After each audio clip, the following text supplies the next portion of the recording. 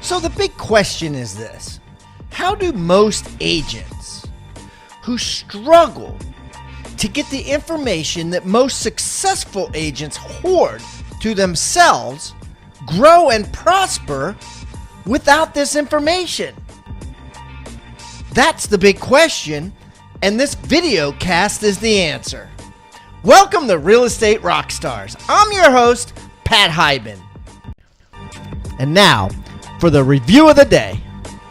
Okay, got a review, a short and simple 5-star review from Darlene Essepo on the Certified Buyer Agent course, the CBA. She said, I enjoyed learning techniques through your course. Perfect method of teaching. Thank you, Darlene. 5-star review. Congratulations, Darlene. And guys, if you want to get the Certified Buyer Agent course, got a free 7-day trial. Just go to futureofrealestatetraining.com. Keep the comments coming, guys. I love them. And remember, I eat feedback for breakfast, so give me a 1-star review if you want, or a 5-star review if you want. I don't care. And the more reviews we get, the better guests we get. So please, subscribe first, and then leave us a review or wherever you're listening.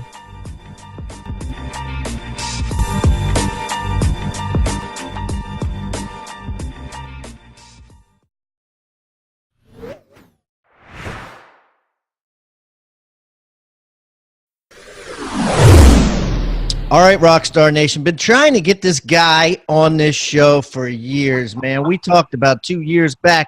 He's like, yeah, I'm coming on, and, life got in the way on both ends, and I was lucky enough to get him when he was not on the road and he's not with a client, one of his many, many high-paying clients, and get him on the show today. So I'm excited, man. This is a first, and we're going to get into some really, really, really good stuff. So get your paper and pencil ready or your notes on your phone, because this is going to be a good one. Mr. Dean Jackson, wow. Welcome to Real Estate Rockstars. I'm super excited. This is awesome.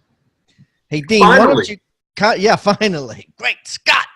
I'm about 800 episodes in now, and I got you. So, listen, why don't you tell everybody who you are, Dean, so they get to know you better? Sure. I'm Dean Jackson, and this past Thanksgiving, I celebrated the 30th anniversary of the day I got my real estate license. No kidding. Yes. So 30 years, and I mean, it's amazing. It's gone by very fast. Started out, as a real estate agent just outside of Toronto. I've had two big loves in my life. It's real estate and marketing.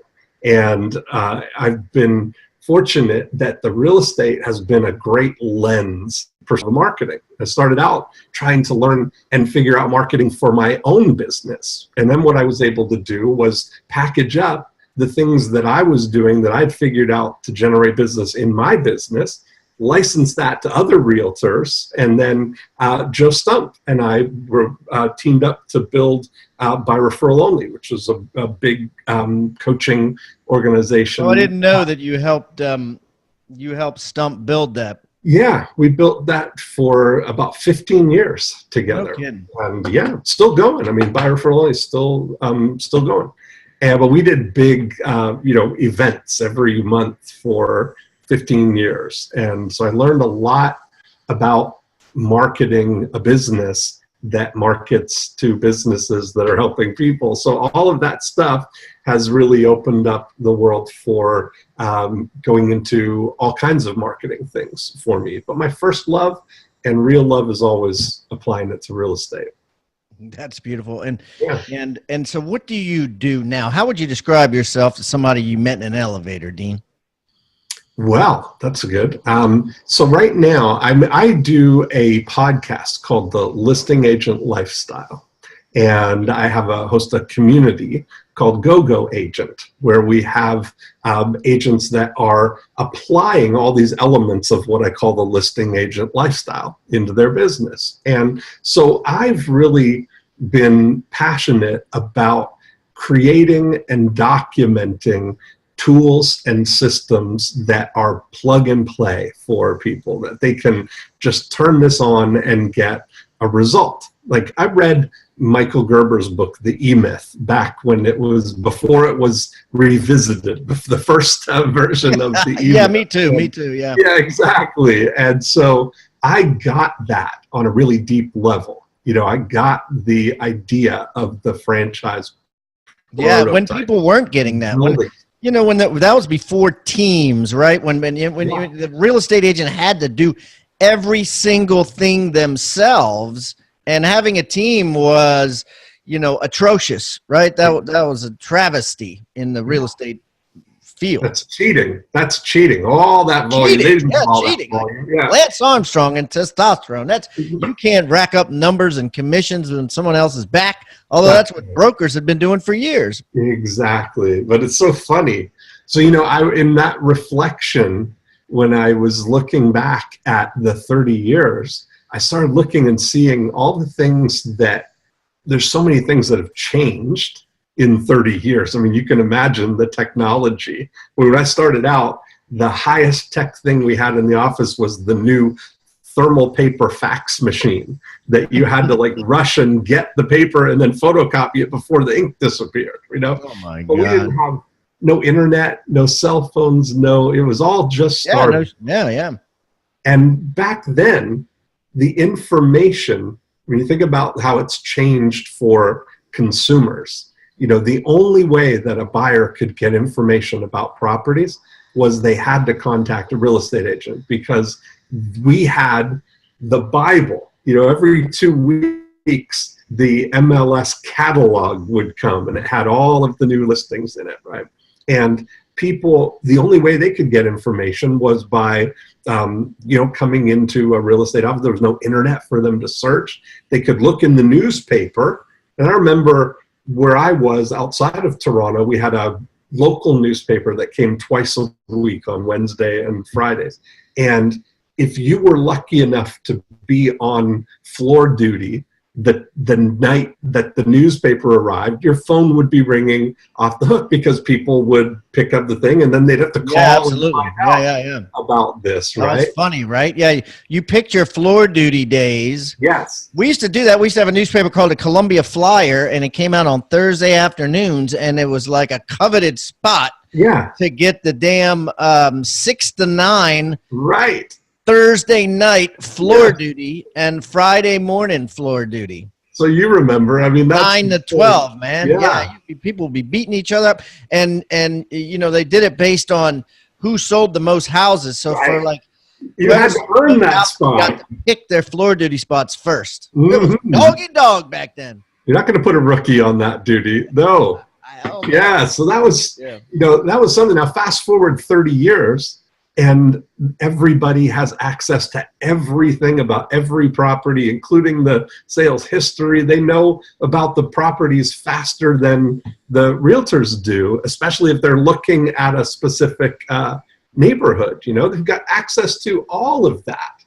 And I started thinking about how technology has changed everything. It's really made it that the information isn't the important thing anymore. It's not the advantage that we have as realtors. Because everybody has it, right? It's right. It's very difficult, and there's a lot of companies now that are trying to get the advantage of the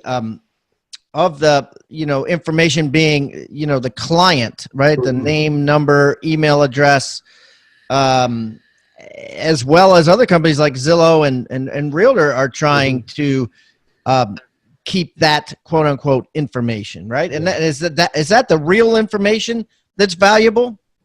Well, the thing that happens though is that it doesn't. What I started looking and seeing is that what makes the difference? Like when you look at this, I started thinking about, I'm a golfer too, and I started looking how technology has changed golf.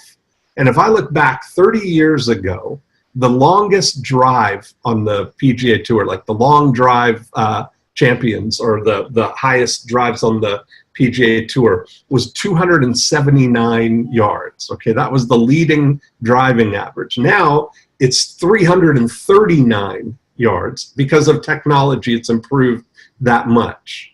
But if you look back at the thing that actually matters, the scores, The scoring average leader from 1990 to now has only improved by 1/4 of one stroke.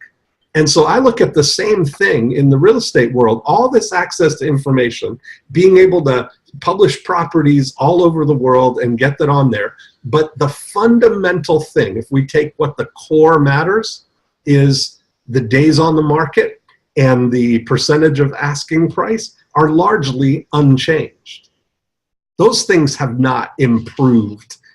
What do you mean? I mean, markets change, though. Certainly the days on the market has changed. And, and I also think so let's talk about this, because I'm not sure if I'm following you right, because certainly the days on market has gotten shorter, and the list price, the sale price, I think, has gotten shorter too. I think there used to be a ton of, we used to negotiate.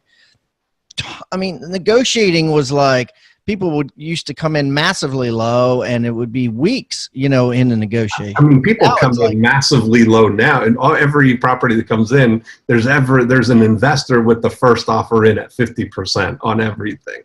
But when you look back, I look back at my personal stuff. You look back at saying to people that, our average days on the market in a balanced, in a regular market. Now you go through cycles but it was about 40 days on the market, and the average, list to sale price would be at 98% plus, right? So it's not that the things are, that hasn't as dramatically changed the fundamental things. The fundamental things are still there. Okay, so what's your point here? Well, absolutely. That's really what's going to happen now going forward. That the things that really matter to people are that exact thing. For sellers is how long is it going to take? How much money am I going to get? Those things haven't changed because of technology. You still have to fundamentally, at the core, match one buyer with one seller for this property, for the transaction to take place. Yes. And but it's becoming easier and easier with technology. It's easier to get the agents who adopt it and take this approach of building relationship with people over a long period of time for the lead conversion stuff. I find that the people, how many groups have you seen, people talking about buying Zillow leads or Realtor.com leads and saying, "Oh, they're garbage. I tried that for 3 months and didn't get anything." Well, a lot of people do, but Zillow and Realtor are taking care of that problem, right? They're with this best of Zillow, and they're basically now eventually only going to work with the cream of the crop. Just like Uber's only working with the cream of the crop of drivers. If you get a 4.2 or less on Uber, you can't be an Uber driver. So then they don't have any shitty cab drivers, And you see Zillow and Realtor doing the same thing now, where they're giving their own scores out, and if you don't meet the scores, then they're just going to drop you. So So it is fascinating what's happening. Let's talk a little bit about the 20% yield. You got this really cool concept called the 20% yield, and a lot of agents are using it, and it's totally refocused the way they do their business. Explain this to me. So, here's the thing. One of the things that everybody has that's uniquely theirs is the relationships that they have with the people who know them, like them, and trust them. Their sphere. Right. Sphere of influence. Everybody has it. And that's why I ask on my show, is like, what's your number one source other than SOI? Because you know what I mean? Like, because I know they're going to say SOI. So yes, 100%. Everybody has it. Whether you're brand new even if you're brand new in a city, you got some SOI, or there's aspects to create SOI. So go ahead. People underestimate the value of small group of people like that. What does that mean? Well, so I think that if you say to people that measure their repeat and referral business or direct business from people who know them, that they may say, yeah, well, a lot of my business comes from repeat and referral, but they're not really orchestrating it. They're not in control of the way that it's happening. And so what I see is to manage that. I look at your top 150 as an asset. as a relationship portfolio, and to treat it like that we're managing it for a 20% annual yield. So what I mean by that is that if you have 150 people, which everybody knows 150 people, and how you'd recognize them by name, and you'd stop and you'd have a conversation with them. Those are your top 150 People relationships. that you recognize, right? People that you would see in the store. Yeah. And so it doesn't stop and say, "Hey, how you doing?" And they know who you are, and you've got a relationship. It's not a mailing. You take 150 of those, then what? And we look to manage that for 20% annual yield, meaning 30 transactions. You should be able to generate 30 transactions from that group. Why waste thousands of dollars and countless hours on training that never touches on what matters most? How to make more money in real estate. For just $7, you can start a 1-week trial at Rebus University today. And what that means is $13,000 worth of real estate courses on how to make more commissions will be available to you for $1 a day. It's all you can eat. Go in there and take them all if you can. Only $7. To start your 7-day all-access free trial, go to futureofrealestatetraining.com. These courses are guaranteed to get you more listings, more leads, and more commissions. Futureofrealestatetraining.com, or just text the word trial to 444-999. That's TRIAL to 444-999. Now, so if you're not doing 20% yield on this $150 of people, yeah, what do you do? So here's the thing. Most people are, maybe they're doing things that are blocking them from really getting that result. That a lot of times people feel they've got a mindset block about it, that they feel that asking for referrals is weak, and that they don't want to feel like they can't get business on their own, and that they're begging for business in a way. And that's really a mindset that blocks a lot of people subconsciously, you know, that they don't want to feel like that they can't generate business on their own. It makes them look desperate is what you're saying. That's exactly right. Yeah, and I've had that feeling before. You know, you don't want to look desperate. You want to, of course, you want to look like you're busy as heck, and you don't need their business. But at the same time, you'd be pissed if they listed with another agent. That's exactly right. So now you look at it, and that the faulty thinking there is that people are referring you as a favor to you. And that's not the way it works. People refer anything because it makes them feel good. Yeah, right. All you need to do to look at this, to see this in action, is think about how we act in social situations.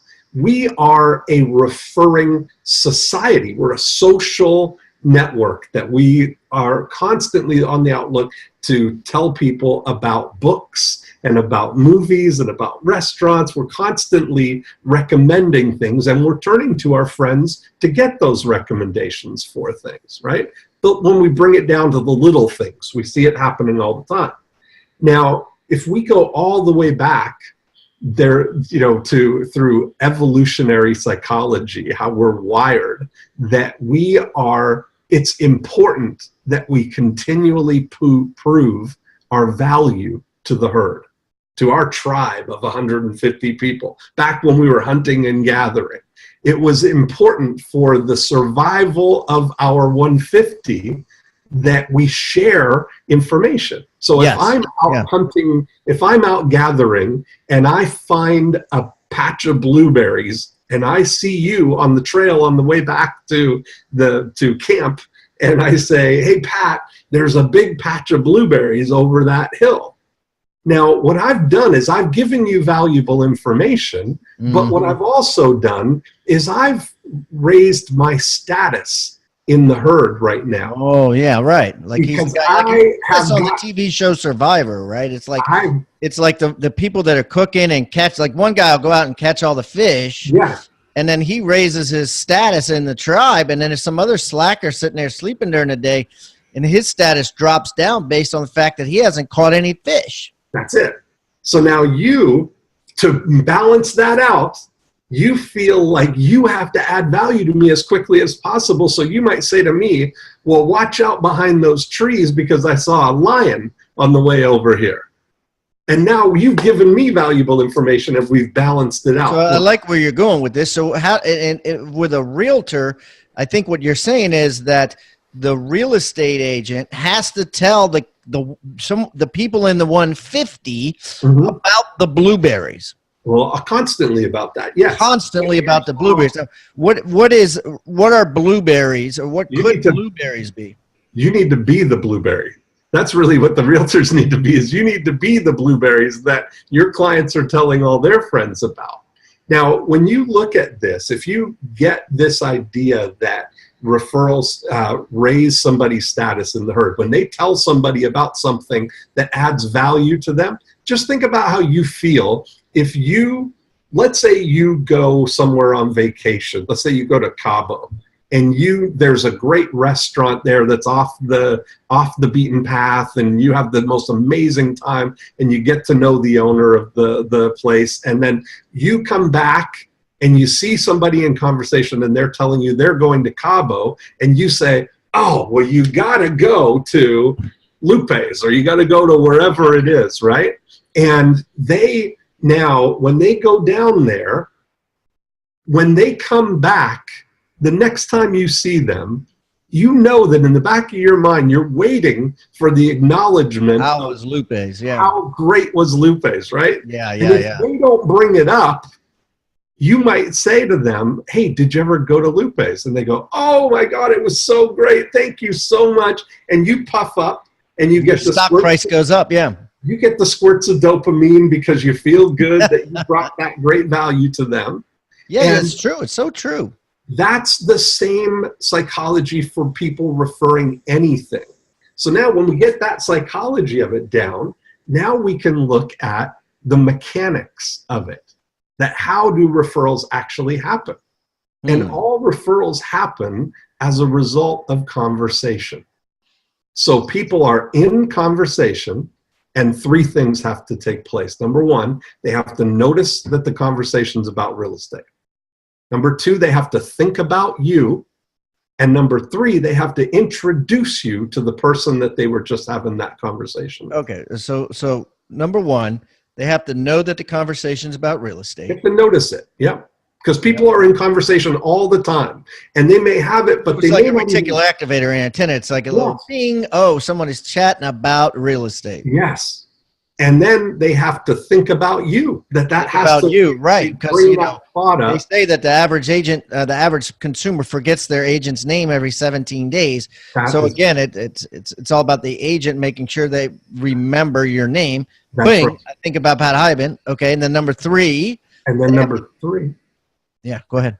They have to introduce you. You got to make the introduction. Have the conversation with. Yeah. And so that's important, because here's what happens is, when we did the big real estate seminars, I did this for the last 3 years. I had 10 people at each event stand up and tell me the story of the last referral they got. And the stories were always I just wanted to know the mechanics, right? So they would say, Pat called me and said that he was friends with my client, Kevin, and that Kevin said great things, and that could I help him sell his house. That's predominantly how they happen. Passive referrals. People just show up already, sold on you. Right, right. Because Kevin told you about me. Yes, indeed. The other way is that Kevin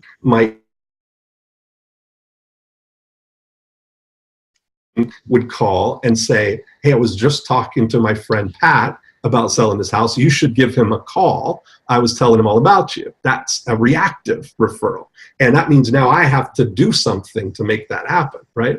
But here's the thing. Both of those are initiated by your client or by the referral. What they're missing out on is that sometimes things happen in those conversations that they notice the conversation, they may think about you, and they may say, oh, you should call Dean or you should call Pat, and then they leave it at that. They don't tell me that they had that conversation, and then you run into them in the grocery store 90 days later, and they say, oh, hey, did my friend Pat ever give you a call? No, I never heard from Pat, because I didn't know that you had had that conversation. Yeah, right, yeah. And so for every time, because people say that all the time, I tell everybody about you. I tell people about you all the time. Right, yeah, right. Yeah, I gave you, like, I used to hear that too. Oh, I referred you a bunch of people. I'm like, you did? None of them called me. So okay, so let's talk about the nitty gritty here, Dean, because we understand the fundamentals now that you've explained them in this way. So what do I have to do? What does the agent in Tupelo, Mississippi need to do today to create this 1, 2, 3 process and to get a 20% return on their 150 list? Okay, so I'll tell you, I had something just recently that was both startling and amazing at the same time. In my GoGo Agent forum, somebody was asking about, does anybody know where I can get carpet replaced today? Because we've got a closing tomorrow and the painter spilled paint all over the carpet. We need to get it replaced. Now, my brain, without my permission, started singing 800-588-2300 Empire, which for 20 years had been smuggled into my brain against my permission and living there rent-free, just waiting to be triggered by somebody saying, where can I get same-day carpet? Same-day carpet, 800-588. So I say this same psychology we have available to us. We want to think, we want to do it exactly the same way as it happens, right? We said that it's all in conversation. So if we could imagine, Pat, planting a chip in the ear of our top 150 and listening in on all their conversations, like Homeland Security, and saying, if we hear certain trigger words, that we're alerted and we can jump in, whisper in their ear, listen in on the conversation, and turn it into a referral. You almost tell them, hey, you say, if someone says real estate, you say Dean Jackson. That's the way we do. So what we do is we start to think about, well, what are the high probability conversations that people are going to be in? And we start to program them, right? So we do something where every month we're programming people. Let me show you something. Hang on. We do, I have something that we call the world's most interesting postcard. And what we do, we've got just interesting facts on the front here.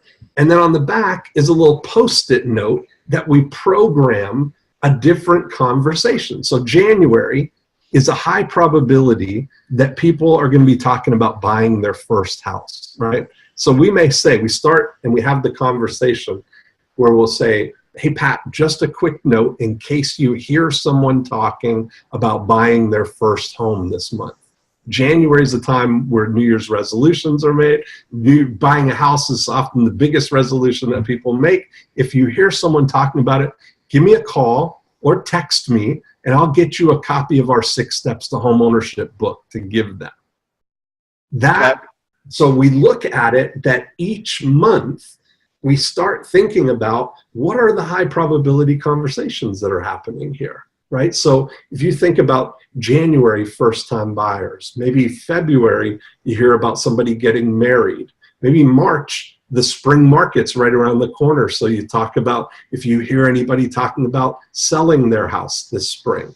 Tax time in April, if you hear anybody talking about using their tax return as a down payment on their house. Or June, school's out, a lot of families want to make a move over the summer and get settled before school starts back up. Summer, maybe people are looking for a sweat equity project to invest in a house that they can fix up. Or you see where I'm going with that? Yeah, absolutely. So you just have to do things, send things, call things, text things.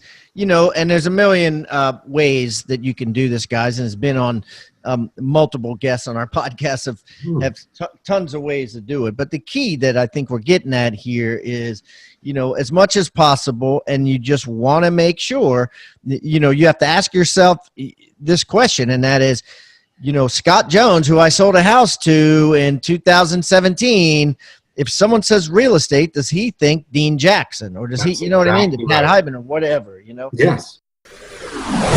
Plenty of people make a decent living selling real estate, but how many manage to make millions, to become a millionaire? Imagine how much more profitable your business would be if you had the chance to learn from someone who actually made their millions selling real estate. Rebus University instructors know what it takes to build a highly successful, highly lucrative real estate business because they've done exactly that. These self-made real estate millionaires spent years in the trenches, identifying exactly what works in today's markets. And that's exactly what they teach. Right now, we're running a 7-day trial on Rebus University's All Access package. For just $7, you can get access to every course. Every millionaire real estate instructor, there's over 40 of them. 40 millionaire real estate instructors that Rebus University has to offer. You have access to all of them.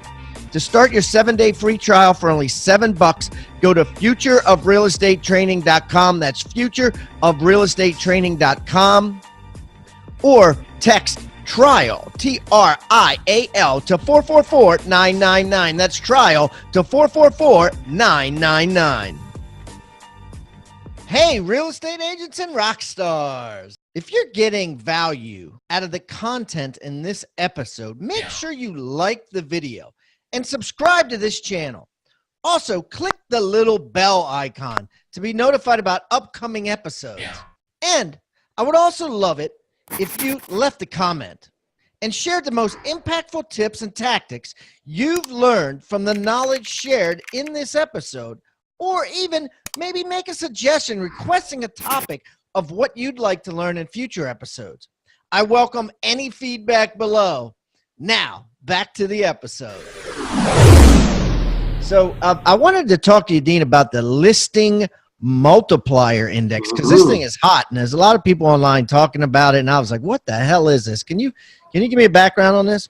Sure. So, you know, I look at, again, everything's about leverage, right? So I look at where the opportunities that people have that are sort of, you know, competition proof in a way, right? Your top 150 is uniquely yours. When you get a listing, you're the only one that has the opportunity to really maximize that, because it's right. And then when you get, and here's the thing that agents don't understand: a listing is a pot of gold, right? Yeah. A listing to me should be worth 3 buyers. You know, 3 good buyers. So we look at it that we're looking for 5 opportunities for it. 5 opportunities. Okay. So okay. This is where you're going. Okay. Keep going. Yeah. So we look at it that, you know, you've got an opportunity for, number one, to get the listing sold. So that's going to get your first point, your first commission from that. You've got the opportunity to find the buyer for that house.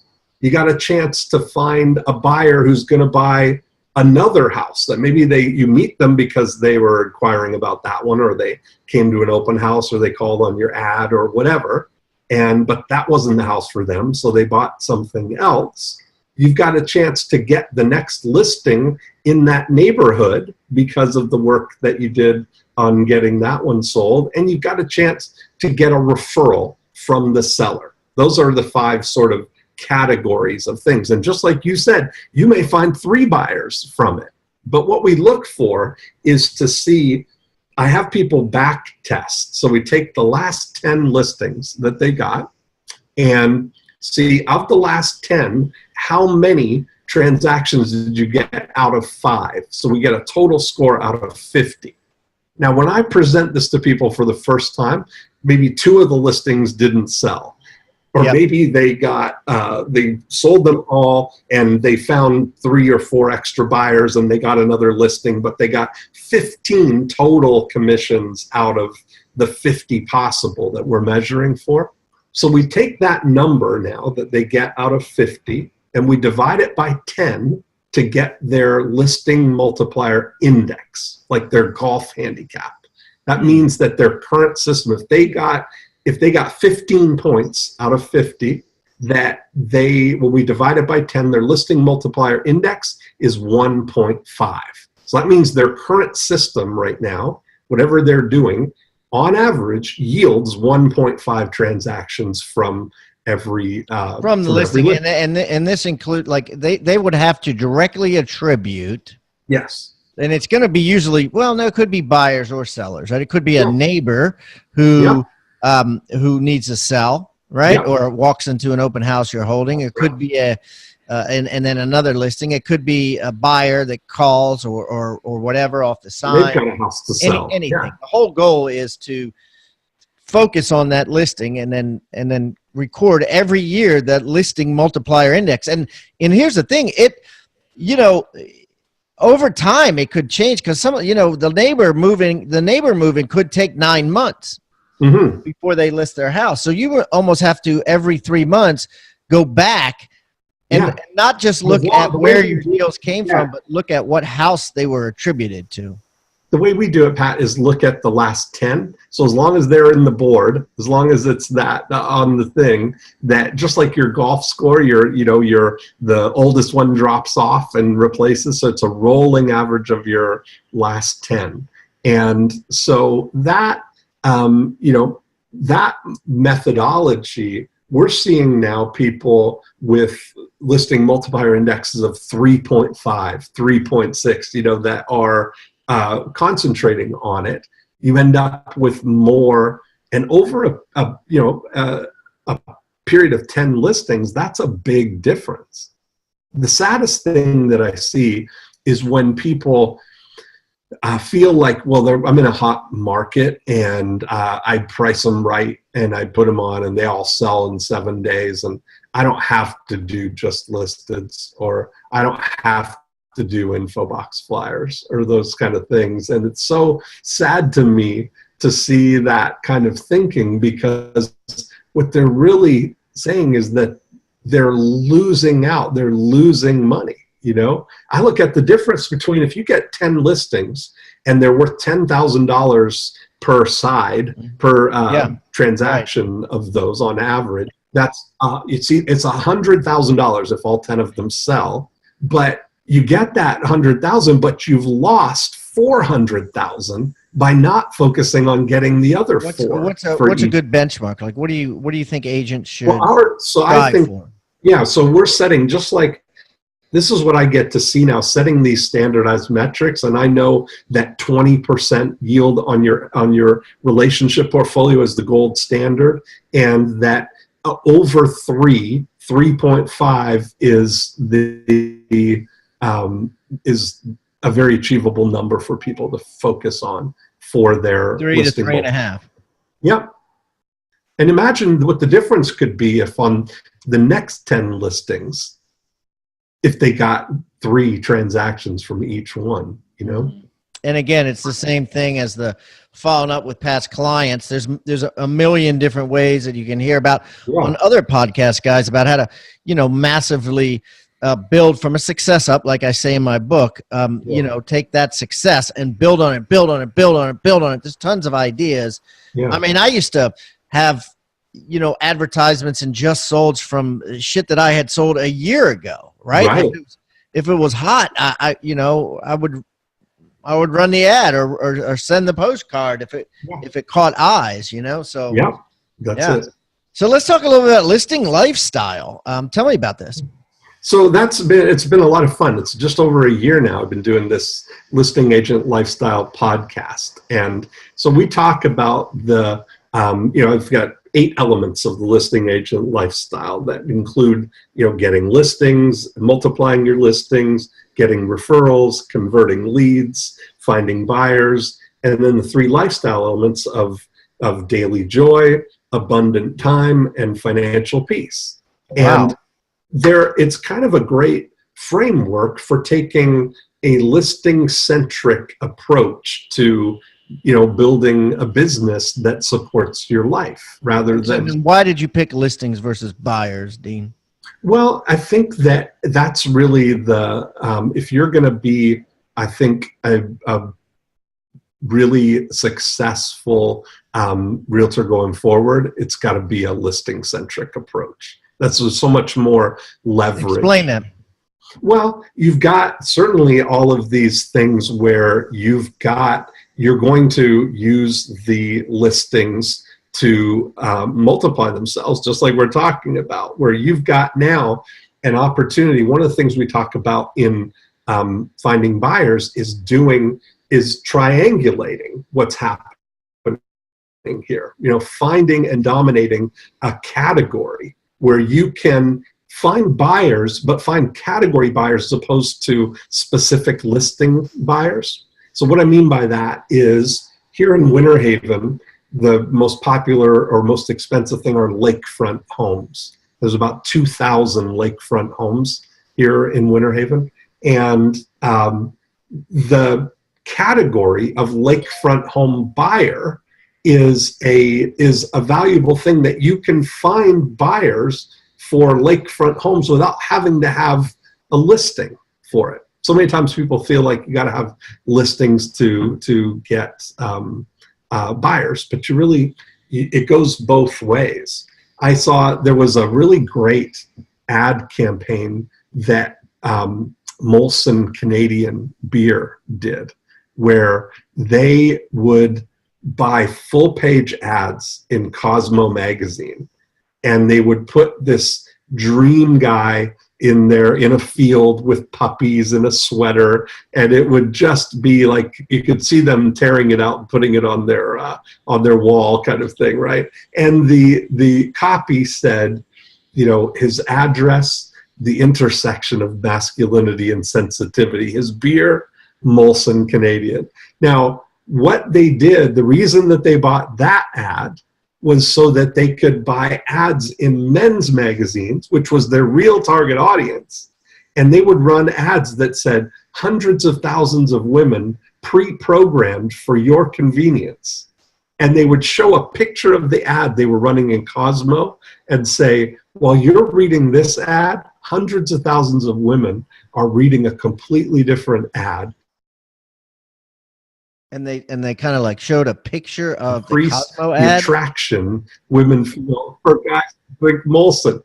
And that same kind of thing approaches here. When you've got a category way of finding buyers, we would run ads in Homes and Land magazines and online looking for people who were looking for lakefront homes. And we would send them a lakefront weekly updates of all of the lakefront homes. Good one. Yeah. Then we would be doing our Getting Listings program for finding people who are going to be selling their lakefront home, and we'd have the opportunity to match them up. Match them up, and you could do that easily now with social media. Just pay. That's exactly right. Pay for people that like certain things or interested or whatever, or get them to reach out and shake their hand and get some free list of the top 5 lakefront home prices ever sold. Exactly. And the next thing you know, boom. Yep. That's exactly it. So that's there's so much cool stuff, so much fun that we can apply to all of this stuff. Yeah, this is brilliant stuff. So, Dean, as you know, everybody that comes on the show brings with them a free gift. And what we do with these free gifts is we put them in your show notes. And what I'm going to do is I'm going to put your show notes at hibandigital.com/Dean Jackson.